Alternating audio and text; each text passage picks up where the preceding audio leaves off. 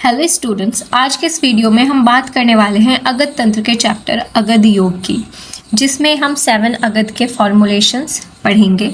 तो सबसे पहले हम पढ़ते हैं दूषी विषारी अगध, जिसमें हमें ये श्लोक याद करना है। अगर आप इस श्लोक को याद कर सकते हो तो ये याद कर लीजिएगा, क्योंकि इसमें आपके घटक द्रव्य भी आ जाएंगे और चिकित्सा का उपयोग भी आ जाएगा। तो अगर आप श्लोक याद करते हो तो आपको फिर तो कुछ और याद करने की ज़रूरत रहती ही नहीं है इस चैप्टर में। अब अगर कोई भी बच्चा श्लोक याद नहीं कर पा रहा है, उसके लिए हम आपको याद कराएंगे घटक द्रव्य क्या है उसका, और उसका चिकित्सा में प्रयोग क्या होता है। तो सबसे पहले तो आप याद करोगे पिप्पली, ध्यामक, मानसी, लौध्र। ठीक है, तो मैंने इन चारों का पेयर बनाया सबसे पहले और इन चारों को 4 बार ही कह दो। पिप्पली, ध्यामक, जटा, मानसी। मानसी मीन्स जटा मानसी, तो मैं यहाँ पर लिख दूँ ताकि आपको याद करने में आसानी हो जाए।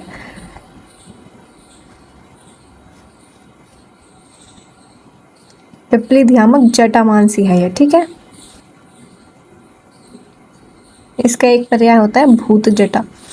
पिप्पली, ध्यामक, जटा, मानसी, लौध्र। इतना याद करोगे, इन 4 नामों को 4 बार बोलोगे मेरे साथ। पिप्पली, ध्यामक, जटा, मानसी, लौध्र। पिप्पली, ध्यामक, जटा, मानसी, लौध्र। पिप्पली, ध्यामक, जटा, मानसी, लौध्र। पिप्पली, ध्यामक, जटा, मानसी, लौध्र। तो ये चारों आपके याद हो गए होंगे। ठीक, इसके बाद सुवर्चिका, सूक्ष्म एला। इन्हें ऐसे याद कर लोगे डबल एस से। सुवर्चिका, सूक्ष्म एला, सुवर्चिका और सूक्ष्म एला। तो अब एक बार इन 6 नामों को मेरे साथ आप फिर से बोलो। पिप्पली, ध्यामक, जटा, मानसी, लौध्र, सुवर्चिका और सूक्ष्म एला। ठीक है, सुवर्चिका और एला, सुवर्चिका और रौद्रम एला। ठीक है, संधि है यहाँ पर, सुवर्चिका और एला। ऊपर नीचे कर दो, दिक्कत कोई नहीं है। पिप्पली, ध्यामक, जटा, मानसी, लौध्र, सुवर्चिका, सूक्ष्म एला। अब आ जाएगा केवटी, मोथा, तगर, कुष्ठ। केवटी, मोथा, तगर और कुष्ठ। फिर आ जाएगा यष्टि, मधु, चंदन और गैरिक। फिर क्या आ जाएगा? यष्टि, मधु, चंदन और गैरिक, यानी ये रेड कलर वाले दोनों आ जाएंगे, चंदन और गैरिक। ठीक है, समझ आ गया? अब याद हो गया होगा। सबसे पहले मैंने याद किया इन चारों को 4 बार बोल के, पिप्पली, ध्यामक, जटा, मानसी, लौध्र। उसके बाद सुवर्चिका, सूक्ष्म एला। उसके बाद आ जाता है केवटी, मोथा, तगर और कूट। ठीक है, कूट या कुष्ठ, कुष्ठ है। ठीक है, कूट या कुष्ठ एक ही बात है, मैं यहाँ पर लिख देती हूँ।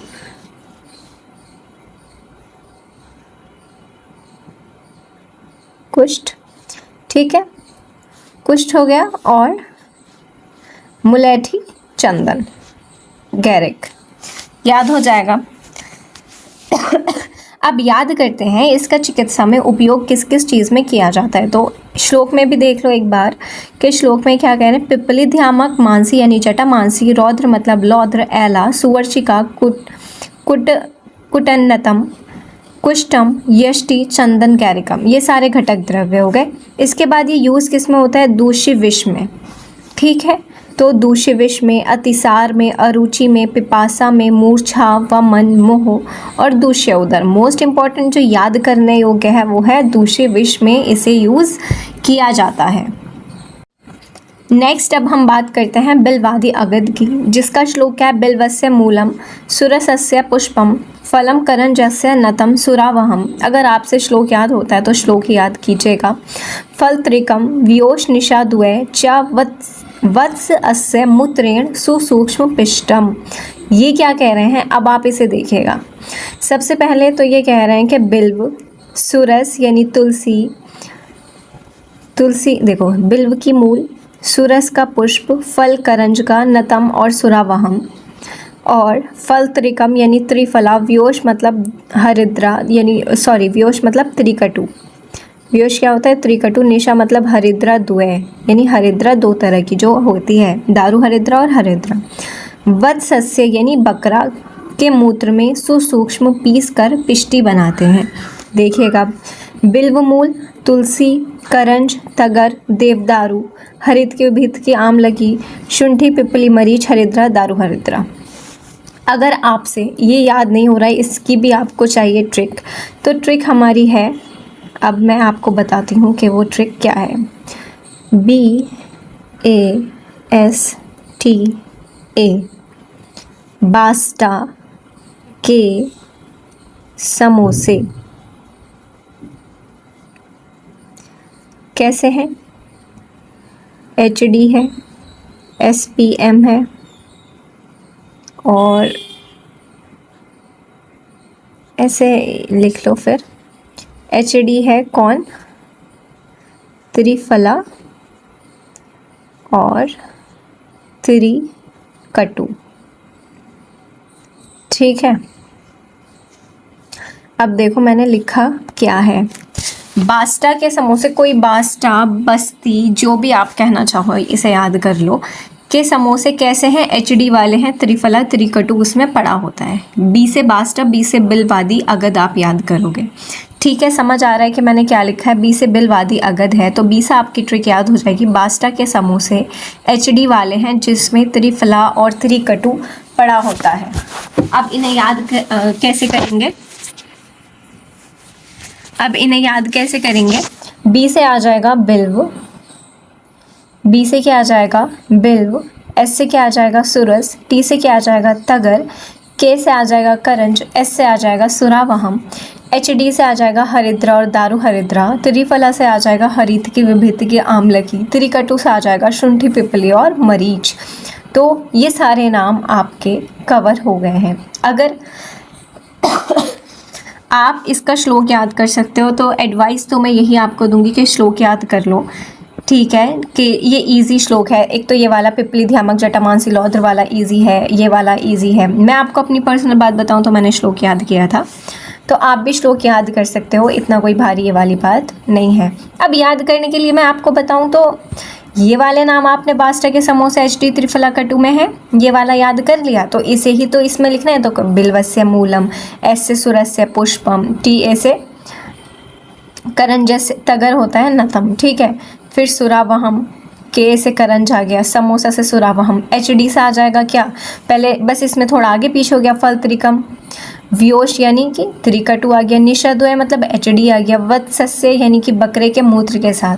अब ये देखो क्या लिखा है, सभी द्रव्य को बकरे के मूत्र में बारीक पीस लें। यह अगद पान नस्य अंजन में प्रयोग करने से किस किस का नाश करता है? मैं आपको इसकी ट्रिक भी बताऊंगी। सर्प विष, लूता विष, आँखों विष, वृश्चिक विष, विसूचिका, अजीर्ण, गर्विष, ज्वर से पीड़ित एवं भूतों से आक्रांत मनुष्यों के स्वस्थ करता है। देखो मैंने कैसे याद किया था इसे, कहाँ पर लिखूँ मैं इसको, जगह भी तो नहीं है, यहाँ पर लिख दूँ। हाँ यहाँ पर है। देखो मैंने इसे याद कैसे किया था कि ये किस किस चीज़ के लिए, कौन से वत्सस्य मूत्रेण है ना, यही था ना कि बकरे के मूत्र में। इसमें कितने शब्द आ रहे हैं? 3। तो ये 3 तरह के विष से ही हमें बचाता है। S से स्नेक यानी सर्प विष, S से स्कॉर्पियन यानी वृश्चिक विष और S से स्पाइडर यानी लूता विष। समझ आ रहा है कि वत्सस्य मूत्रेण से वत्स में 3 शब्द आते हैं, 1, 2 और 3, और इसमें क्या आते हैं? 3 ही चीज़ों से प्रोटेक्ट करता है, 3 तरह के विष से, स्नेक से, स्कॉर्पियन से और स्पाइडर से प्रोटेक्ट करता है। ठीक है, यानी उनका चिकित्सा करते हैं इस चीज़ बिलवादी अगद से। और इन्होंने क्या कहा है? गर्विश के लिए यूज़ होता है, इसे आप याद कर लोगे, याद हो जाएगा अब तो। कि वत्स में 3 शब्द आते हैं, वत्सस्य मूत्रेण में पिष्टी उसी बना लेते हैं, और किसके लिए यूज़ होता है? स्नेक बाइट, सर्प विष, स्कॉर्पियन, वृश्चिक विष, स्पाइडर, लूता विष के लिए यूज़ होता है। इसके बाद हम बात करते हैं दशांग अगद की। वचा, हिंग, विडंगानी, सैंधव, गज, पिपली। श्लोक आप याद कर सकते हो, बहुत इजी है, कोई भारी वाली बात नहीं है। पाठा प्रतिविशा व्योषम काश्यपेन विनिर्मितम दशांग अगदम पीतवा सर्व कीट विषम जयेत। वेरी इंपॉर्टेंट लाइन, अगर मैं इसे हाईलाइट कर दूँ तो आपको कोई दिक्कत नहीं होगी। वैसे तो हाईलाइट हुआ ही है, ये लो, और हाईलाइट मैंने कर दिया। तो अब आपको क्या समझ आया? जो भी आपको समझ आया मैं आपको दोबारा समझाती हूँ कि इसमें घटक द्रव्य कौन कौन से हैं। वचा हींग, विडंग, सैंधव, गजपिपली यानी सैंधव लवण।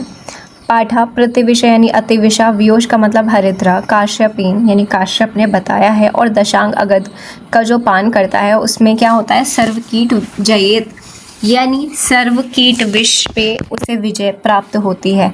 इसे याद करने की ट्रिक मैं अगर लिख दूँ तो आपको दिक्कत नहीं होगी, तो मैं लिख देती हूँ।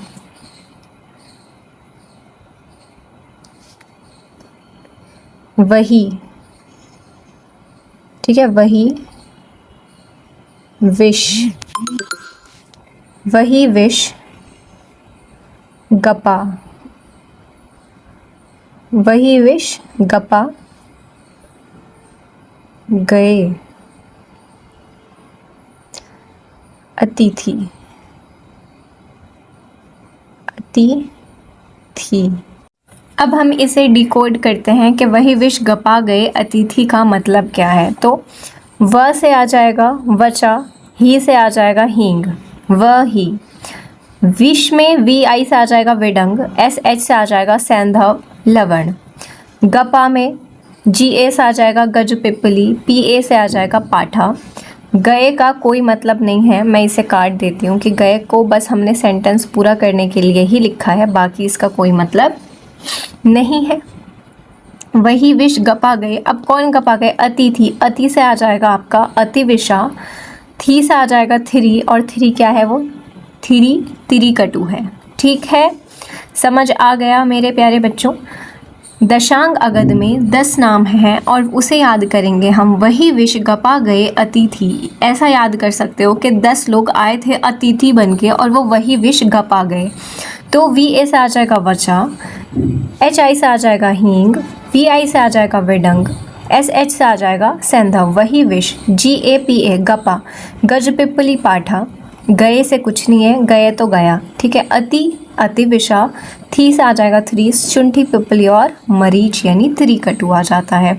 और इसमें इन्होंने कहा है कि दशांग अगध को जो भी पान करता है वो क्या करता है, सर्व कीट विषम जयेत, सारे कीट विष पर जय प्राप्त करता है। तो कीट विष का नाश होता है, शोथ में, ज्वर में, कंडू में, अरुचि में यूज़ होता है। इसके बाद हम बात करते हैं मूरवादी अगध पर, जिसमें घटक द्रव्य क्या क्या है देखिएगा।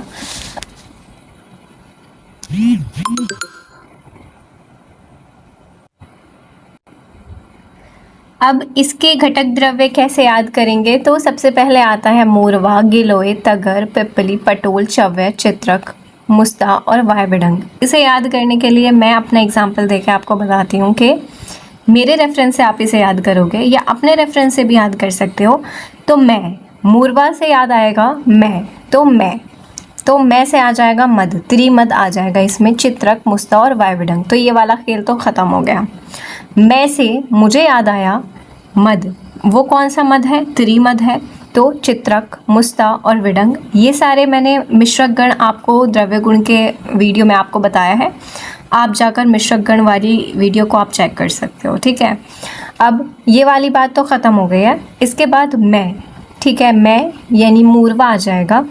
चैट जीपीटी यूज़ करती हूँ, तो चैट से आ जाएगा चव्य, जीपीटी, जी से आ जाएगा गिलोय, P2 है पिपली और पटोल, GP और T से आ जाएगा तगर, यूज़ करती हूँ। तो समझ आ गया मैंने कैसे बताया, आप शायद ना समझ पाओ, थोड़ा फास्ट हो गया। मैं यहाँ पर आपको लिख के बताती हूँ कि मैंने क्या बोला और आपने क्या समझा। तो मैं ये बोल रही हूँ कि मूरवादी अगध की अगर मैं बात कर रही हूँ तो सबसे पहले मैंने बात की एम की, एम से मुझे मूरवा याद आया और एम से ही मुझे मद याद आएगा और उस मद से मुझे त्रिमद याद आ जाएगा। और इस त्रिमद में क्या याद है, मस्त चाय वाइब है, तो मुस्तक, चित्रक और विडंग मैंने आपको याद कराया था। तो ये 3 द्रव्य यहाँ पर कंप्लीट हो जाएंगे। इसके बाद मैंने आपको बताया था कि मैं पर्सनली चैट जीपीटी यूज़ करती हूँ, तो वही मेरी ट्रिक है कि मैं से मूरवा आ जाएगा, चैट जीपीटी यूज़ करती हूँ तो जैसे चव्य आ जाएगा, चैट जी से आ जाएगा आपका गिलोय, पी से आ जाएगा पिपली और पटोल,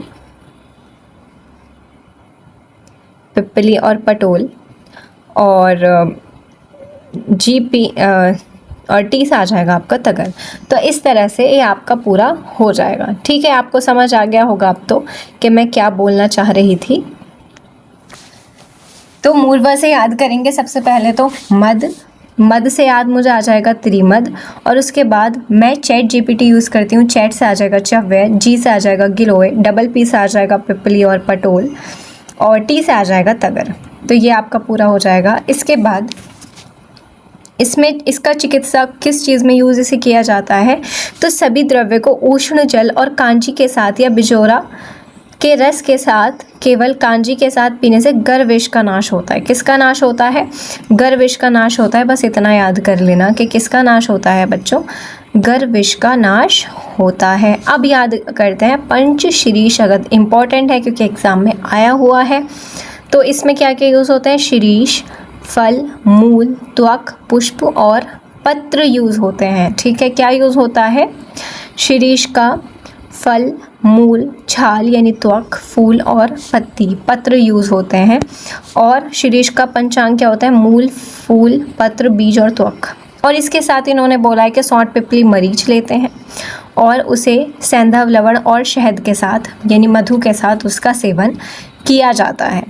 और ये क्या काम करता है? एस से शीरीष है और एस से सभी प्रकार के कीट विष का नाश करता है। समझ आ गया? त्रिदोष का शमन करता है। और एस से शीरीष है और एस से सभी विष का, कीट विष का नाश करता है। विषग्न महाकषाय, इसे तो शायद याद कराने की भी ज़रूरत ना हो। इसका श्लोक हम याद करते हैं इसमें, लेकिन श्लोक तो लिखा ही नहीं है। हरिद्रा मंजिष्ठा स्वाहा सूक्ष्म एला पालिंदी कतक चंदन कतक। अच्छा, इसमें वो श्लोक लिखा नहीं है तो कोई बात नहीं है, आप उसे चरक संहिता से एक बार देख लेना। तो इसमें बस इसके नाम आप याद कर लीजिए, हरिद्रा मंजिष्ठा स्वाहा सूक्ष्म एला पालिंदी चंदन कतक शीरीष सिंधुवा श्लेष्मातका। ठीक है, ये सारे आप याद कर लोगे। और बाकी ये सब विषग्न महाकषाय है तो विष का ही नाश करेंगे। और द्रव्य गुण में जब आप पढ़ लोगे ये सारी चीज़ें तो आप इनका ये लिख सकते हो कि चिकित्सा उपयोग क्या है। तो इसमें ज़्यादा लोड लेने की ज़रूरत नहीं है, वक्त के साथ आप ये सब कर पाओगे। अब बात करते हैं एक सार गण, जो कि सुश्रुत संहिता यानी आचार्य सुश्रुत ने बोला है, जबकि विषग्न महाकषाय आचार्य चरक ने बोला है। समझ आ गया कि ये तो किसने बोला है? आचार्य चरक ने, और ये बोल रहे हैं आचार्य सुश्रुत। ठीक, अब इसमें क्या क्या है? इसमें टोटल कितने इन्होंने बोले हैं? 19 द्रव्य हैं। और उन्हें याद हम कैसे कर सकते हैं ये आप देखिएगा। ये करता है क्या है? विष का, कीट का नाश करता है और कुष्ठ का नाश करता है। इन्हें याद करने के लिए मैंने इन्हें एक पूरा एक साथ लिख दिया है सबको। सबसे पहले तो ए के 5 नाम है, इस तरह से मैंने ग्रुप किया है इन्हें अल्फ़ाबेट के अकॉर्डिंग। A5 कौन है? आरगवद, अश्मंतक, अर्क, आम्र और अम्बष्ट। याद कैसे करोगे? अब ऐसे तो नहीं है कि हर चीज़ आपको करी कराई मिल जाए, है ना। तो थोड़ा सा आपको इसमें एफर्ट डालना पड़ेगा कि आपको ये नाम याद करने पड़ेंगे, रटने पड़ेंगे। मैंने भी इसी तरह से याद किया था। इसे एक बार याद करने से तो ये याद बिल्कुल नहीं होंगे। आप इन्हें रोज़ याद करो, 1 हफ्ते तक इन्हें रोज़ याद करो, फिर तो आपके याद हो जाएंगे आपके पूरे 1.5 साल तक के लिए। फिर आप इन्हें नहीं भूलोगे, उसके बाद भूल जाना, ठीक है। 1.5 साल तो मत भूलना जब तक पेपर होता है। A5 की बात करें तो आरगवद, अश्मंतक, अर्क, आम्र और अम्बष्ट हो जाएगा।